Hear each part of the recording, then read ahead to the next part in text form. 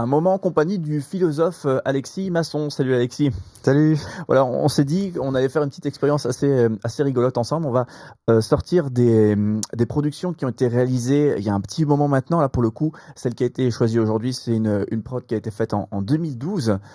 Toujours et encore, le même concept.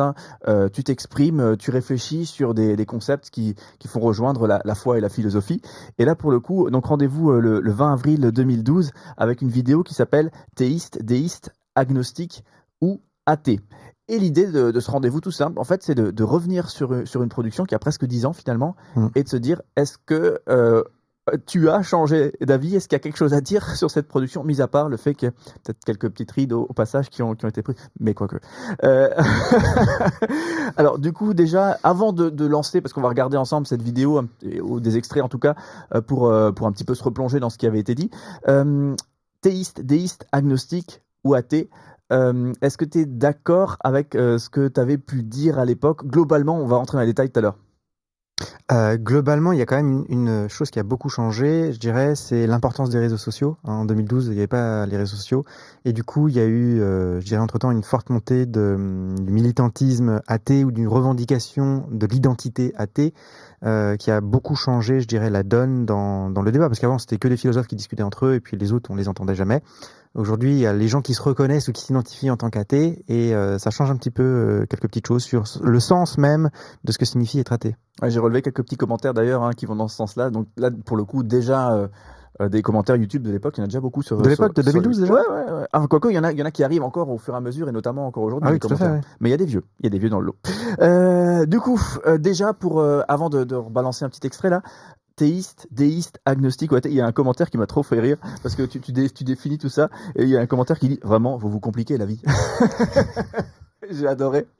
Non mais c'est important de définir les termes pour savoir de quoi on parle. Même si d'ailleurs on met pas le même sens dans le terme, il faut au moins qu'on sache ce que l'autre entend par le terme qu'il utilise.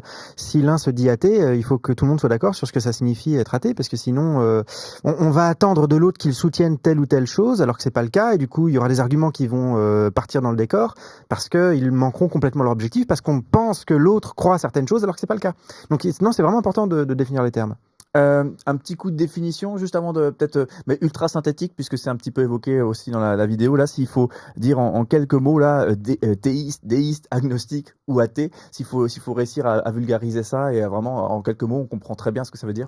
Ouais, alors la définition la plus simple, la plus courte pour chacun des termes, on peut dire qu'un théiste, c'est quelqu'un qui croit ou qui pense que Dieu existe. La différence entre un théiste et un déiste, c'est que le déiste pense également que Dieu existe, mais Dieu ne s'est pas révélé à travers une révélation spéciale, à travers une religion.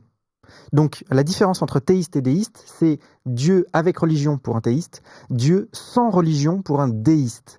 Et ensuite un athée, classiquement dans tous les dictionnaires de philosophie, c'est quelqu'un qui nie ou qui pense que Dieu n'existe pas, donc qui nie l'existence de Dieu, même si on le verra aujourd'hui, beaucoup de gens se reconnaissent sous cette étiquette-là et mettent autre chose sous cette étiquette-là.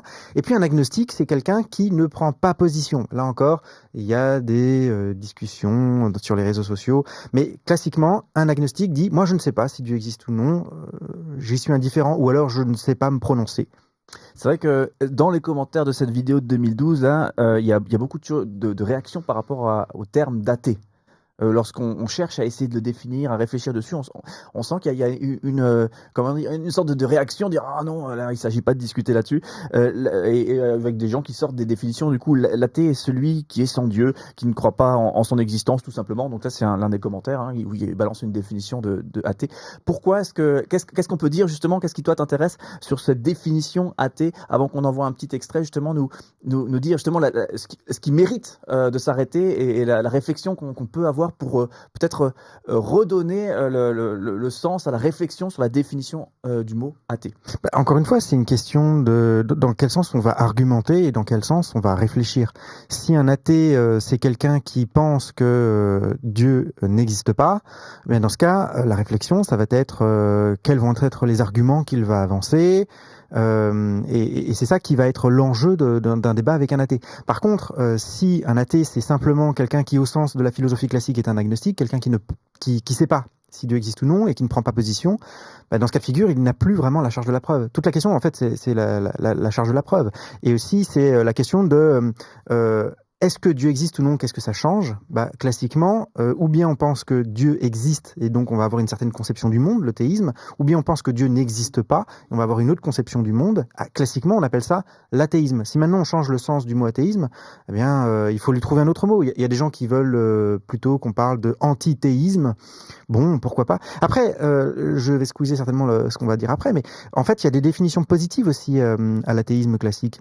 C'est le matérialisme ou le naturalisme. Le naturalisme dit que toute entité est naturelle, ou le matérialisme dit que toute entité est matérielle. Alors peut-être que la notion de matière est un peu obsolète aujourd'hui, peut-être devrait-on parler de physicalisme, mais dans tous les cas, il y a aussi une conception positive à l'athéisme, et donc ça aussi, ça se discute. C'est peser le pour et le contre de chacune des positions. Est-ce que tout est naturel? Est-ce que tout est matière ou tout est physique?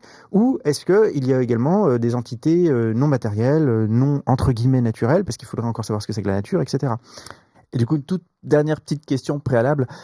Où est-ce qu'il faut placer dans notre définition la théiste, déiste, agnostique, athée? Où est-ce qu'il faut placer peut-être je vais caricaturer bien sûr et tout ça, mais une forme de majorité silencieuse, ceux qui aujourd'hui n'accordent pas tellement d'importance finalement à la question de l'existence de Dieu ou de sa non-existence. Ils sont rangés où? Ils doivent se définir comment? Alors, j'ai pas compris la question. Si la question c'est celle de la proportion de chacun, si on regarde en fait les données sociologiques, combien de personnes sont athées, combien de personnes sont agnostiques, combien de personnes sont théistes. D'ailleurs, c'est intéressant parce que les sociologues utilisent les mêmes catégories que les philosophes, pour le coup, pas celles des réseaux sociaux. Dans les enquêtes sociologiques, un athée, c'est quelqu'un qui nie l'existence de Dieu. Un agnostique, c'est quelqu'un qui ne sait pas, qui ne se positionne pas. Et puis un théiste, c'est quelqu'un qui pense que Dieu existe. Et souvent, d'ailleurs, les déistes passent un peu au travers des mailles du filet, parce que les sociologues s'intéressent assez peu à eux. C'est dommage. C'est vraiment dommage. Du coup, on a à peu près une proportion de un tiers, un tiers, un tiers. On a à peu près un tiers d'athées. En France, je parle, bien entendu. Dans le monde, les proportions sont très différentes. Mais on a à peu près un tiers d'athées, un tiers d'agnostiques et un tiers de théistes. D'accord, donc la catégorie indifférent à la question n'existe pas, quoi. Ah si, justement, c'est un tiers. Okay. Non, c'est pas tout à fait indifférent. Oui. La catégorie agnostique, c'est-à-dire ou bien parce qu'ils sont indifférents, ou bien parce qu'ils ne savent pas. Ils s'intéressent, mais ils ne savent pas. Toute cette catégorie-là, c'est un tiers. Un tiers, un tiers, un tiers. Ça marche. Oui, ce que je visais, c'était presque plus ceux qui se posent même pas la question, en fait. Je sais pas si ça te... on ne sait pas, en fait. Il faudrait qu'il y ait des enquêtes sociologiques sur la question, et c'est dur de le savoir. Après, c'est vrai qu'on vit à une époque dans laquelle la question de Dieu n'est plus une question importante. Par exemple, on peut s'en apercevoir à travers des enquêtes sociologiques, par exemple, sur la question qu'est-ce qui fait le sens de la vie? Qu'est-ce qui fait le sens de la vie? Ça va souvent être d'abord l'investissement familial, le travail, etc., les loisirs, les passions. Ce qui va arriver en dernier lieu, souvent en dernier lieu, ça concerne une infime minorité de personnes, c'est Dieu. Dieu va changer le sens de la vie. Mais clairement, aujourd'hui, on voit bien qu'on est dans une société sécularisée, dans le sens où Dieu ne compte plus pour définir la vie. Allez, sans plus tarder, parce qu'on a déjà pas mal fait durer les préalables, on va envoyer un petit extrait. Donc cette vidéo qui a été faite en 2012, donc le 20 avril 2012, donc qui porte ce nom, un théiste, déiste, agnostique ou athée. Et du coup, on se fait un petit retour vers le futur pour le coup, et on se replonge dans ce qui a été dit. L'intérêt de tout ça, ça va être surtout de dire, est-ce que tu as changé d'avis? C'est ce que tu évoquais déjà tout à l'heure. Est-ce que tu as changé d'avis sur certains propos que tu peux dire et donner dans cette vidéo? T'as le droit ou pas, et t'as le droit aussi. Et du coup, on va bien regarder tout ça et faire le point avec toi. Théiste, déiste, agnostique ou athée, quel terme caractérise le mieux notre position vis-à-vis de la question de l'existence de Dieu? Dans cette émission Épistéo, le philosophe Alexis Masson nous propose un point sur ces différentes notions. Alors, pour commencer, peut-on distinguer théiste et déiste ? Alors, chacun de ces termes correspond à une réponse à la question « Pensez-vous que Dieu existe ?» Un théiste est quelqu'un qui pense que Dieu existe de la même manière qu'un déiste est également quelqu'un qui pense que Dieu existe. Alors, si on regarde l'étymologie, on n'a pas beaucoup d'indications supplémentaires, puisque dans les deux cas, les mots signifient Dieu de par leur racine même, que ce soit en grec pour théiste ou en latin pour déiste. Dans les deux cas, il s'agit du mot Dieu qui est la racine. En réalité, la distinction, on la doit plutôt à Diderot, qui faisait la différence entre d'une part un théiste qui est quelqu'un qui pense non seulement que Dieu existe, mais qu'en plus il se révèle, il se communique, et d'autre part un déiste, position d'ailleurs à laquelle Diderot adhérait lui-même. Un déiste qui est quelqu'un qui pense que Dieu existe, mais qu'il ne se révèle pas, il ne se communique pas. Alors dans les deux cas, comprenons bien qu'il s'agit dans les deux cas d'un Dieu qui est personnel. Dieu est bien une ou plusieurs personnes, puisque les chrétiens pensent que Dieu est plusieurs personnes. Donc dans les deux cas, Dieu est personnel. Néanmoins, le déiste, lui, pense que Dieu ne se révèle pas, ne se communique pas. C'est là la véritable question. Pouvons-nous avoir une relation ou non avec Dieu ? Diderot, lui, est déiste et le déiste pense que non. Et du coup, si on reste sur le terrain des définitions, quelle serait la différence entre un agnostique d'un côté et un athée d'un autre ?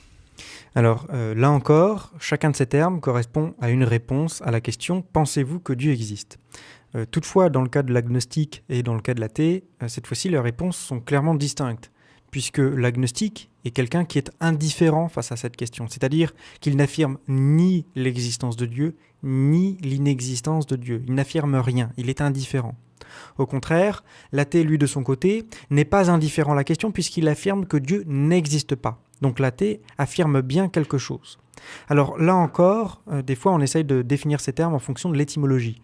Néanmoins, l'étymologie ne nous informe pas énormément sur la définition de chacun de ces termes. Puisque si on regarde par exemple le terme agnostique, c'est un terme d'origine grecque qui signifie sans connaissance. Mais en réalité, il n'est pas question de connaissance dans l'agnosticisme. Sinon, on verrait le cas suivant, c'est-à-dire qu'un théiste, un déiste ou un athée pourrait être agnostique en ce sens où ils ne savent pas, ils peuvent ne pas savoir si Dieu existe ou non. Donc ce n'est pas forcément une question en tant que telle de connaissance. Or, le problème, c'est que le sens commun définit l'agnosticisme comme étant une autre catégorie que l'athéisme, une autre catégorie que le théisme ou encore que le déisme. Et on voit le même problème face à l'athéisme, en ce sens où c'est un terme d'origine grecque qui signifie sans Dieu. Mais on pourrait très bien, si on prend cette définition en un sens très large, d'être sans Dieu, on pourrait très bien affirmer que quelqu'un est théiste, c'est-à-dire qu'il affirme l'existence de Dieu, et en même temps qu'il n'a pas de relation personnelle avec Dieu, et donc en ce sens, il serait sans Dieu. C'est-à-dire Dieu existe, mais je suis sans lui. Et donc là encore, on a un problème, c'est que le sens commun n'entend pas évidemment le mot athée dans ce sens. Le mot athée est une autre catégorie que le théiste, que le déiste ou encore que l'agnostique. C'est pourquoi on définit généralement l'agnosticisme comme étant ni l'affirmation ni la négation de l'existence de Dieu et l'athéisme comme étant la négation de son existence. Et du coup, au final, n'y a-t-il pas deux positions possibles face à cette question de l'existence de Dieu ? On a d'un côté les théistes et les déistes, donc qui sont croyants, qui seraient croyants, et d'un autre côté les agnostiques et les athées qui seraient du coup non croyants. Alors non, ce n'est pas une question de croyance. Et précisons toutefois que le mot croyance peut s'entendre en deux sens. On peut entendre la croyance comme étant l'adhésion sans preuve à une opinion, ou on peut encore entendre la croyance comme étant le fait de faire confiance, notamment en quelqu'un. Alors, le fait est que cette distinction entre théiste, déiste, agnostique ou athée n'est pas une question de distinction entre croyant ou incroyant dans un sens ou dans l'autre.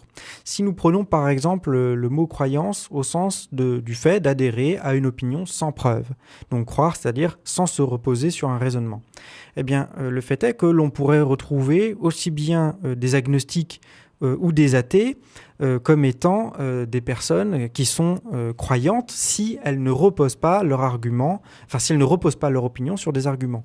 Et de même, on pourrait se retrouver avec des théistes ou des déistes qui seraient des incroyants parce qu'ils affirmeraient qu'il existe des preuves de l'existence de Dieu. Donc ce ne serait plus une question de croyance. Donc on le voit bien, ça n'a pas beaucoup de sens que de faire cette distinction. D'autre part, si on prend l'autre sens du mot croyance, à savoir la croyance comme étant le fait d'avoir confiance en quelqu'un, le fait de s'engager ou d'être fidèle envers quelqu'un. Et c'est d'ailleurs le sens hébraïque du mot foi.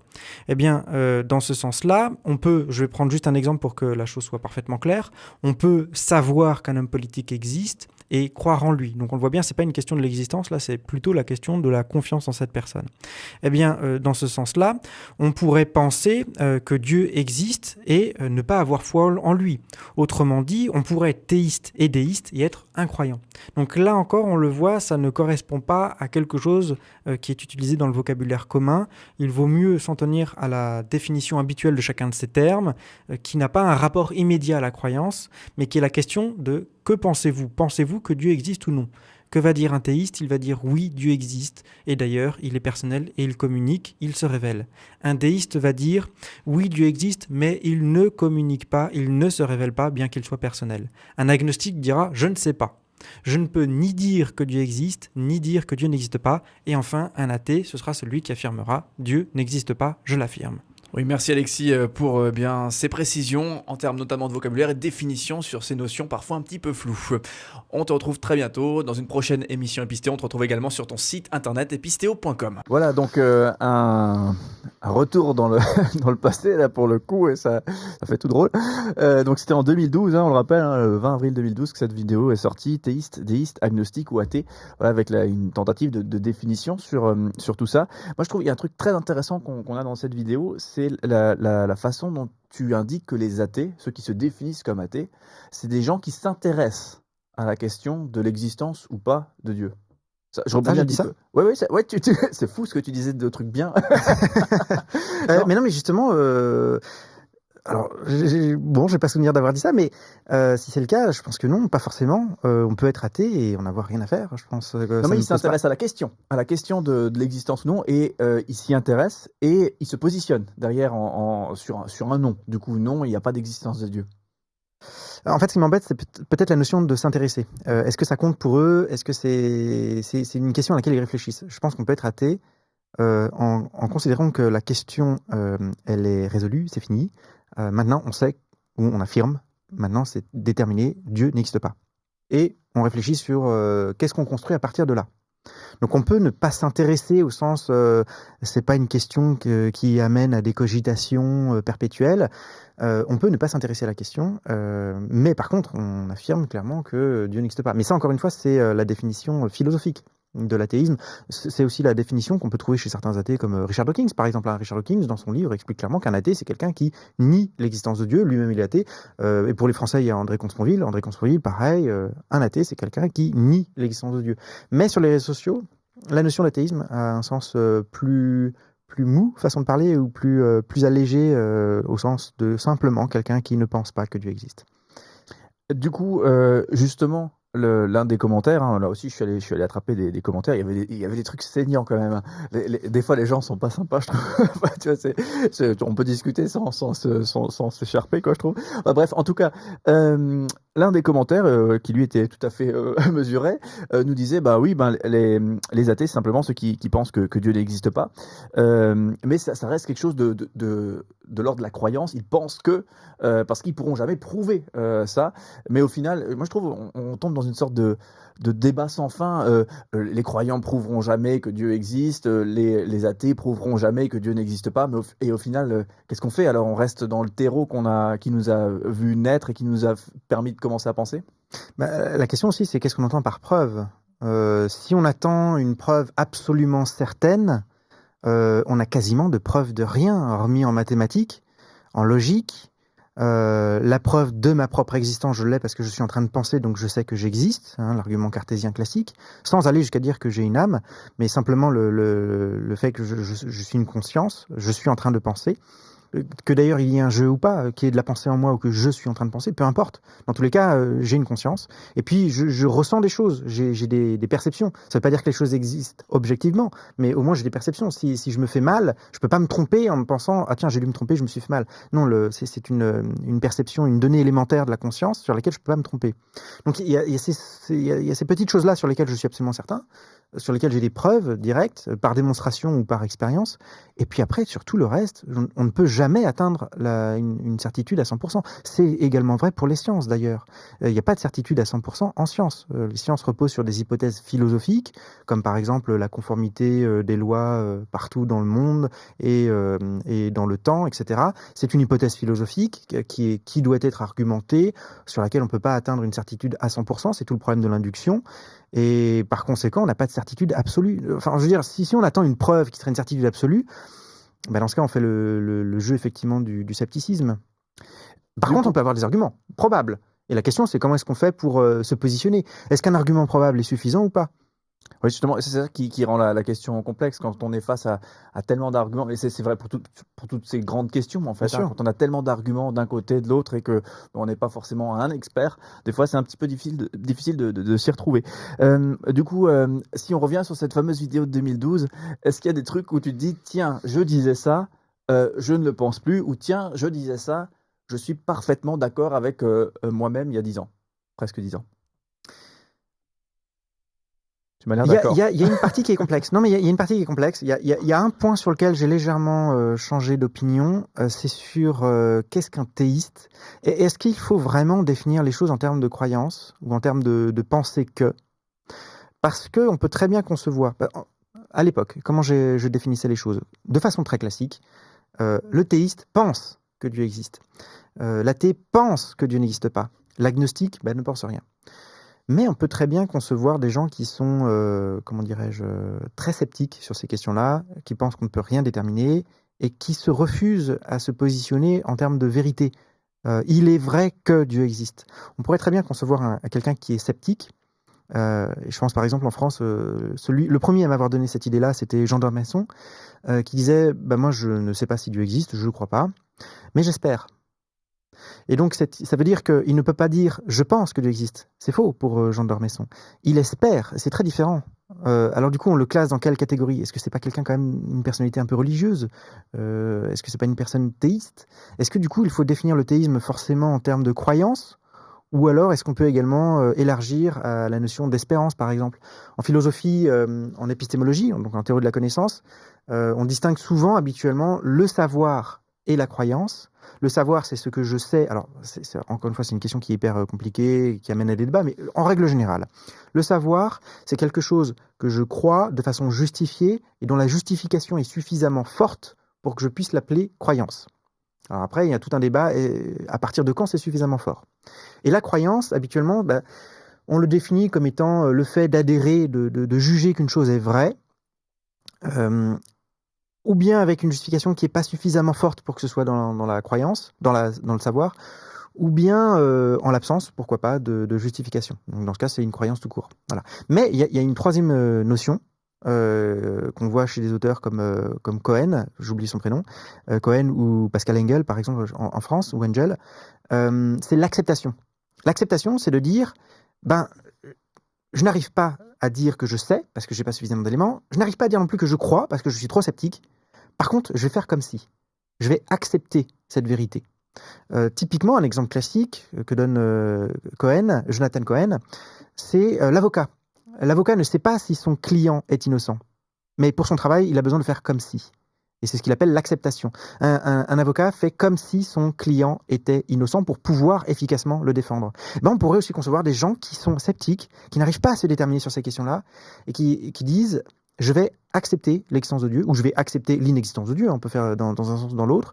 Cette catégorie-là, elle n'entre pas dans la catégorie de la croyance. Ce n'est pas une croyance. On ne dit pas quelque chose sur la réalité, on dit plutôt comment on va agir.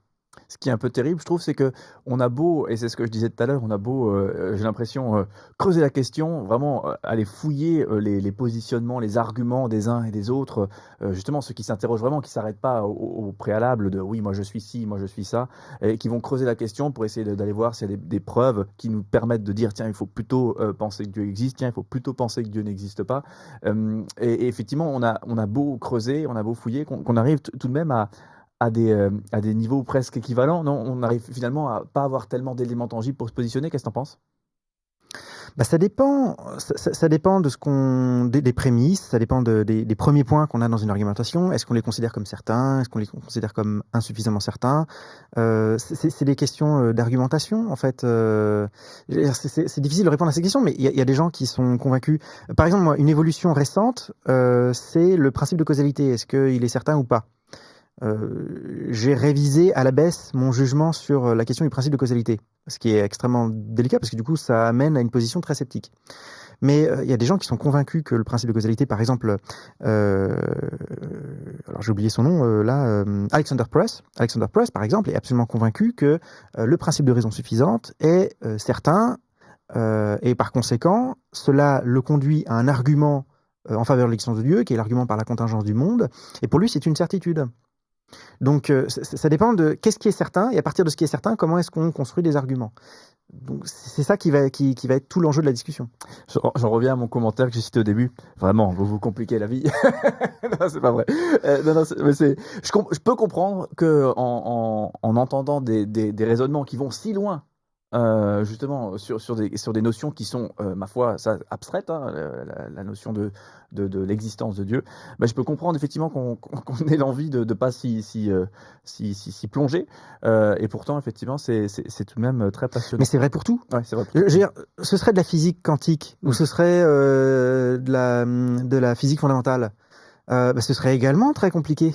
Mmh. Et pourquoi est-ce que les questions philosophiques devraient être simples le simple est souvent, je vais peut-être un peu vite, hein, mais quand quelque chose est simple, on peut souvent se demander si c'est pas trop simple. Mais on a envie que les choses soient simples parce que c'est facile de les catégoriser. Après, on a une petite vie tranquille et facile parce qu'on sait que celui-là il est méchant, celui-là il est gentil, celui-là est stupide, celui-là il est intelligent parce que celui-là il a compris la vérité. Ça, c'est la facilité. Par contre, quand on essaye de creuser du pourquoi un tel pense ceci, pourquoi un tel pense cela, les questions, on commence à réaliser que chacun a ses propres motivations, ses propres raisonnements derrière, personne n'est complètement stupide.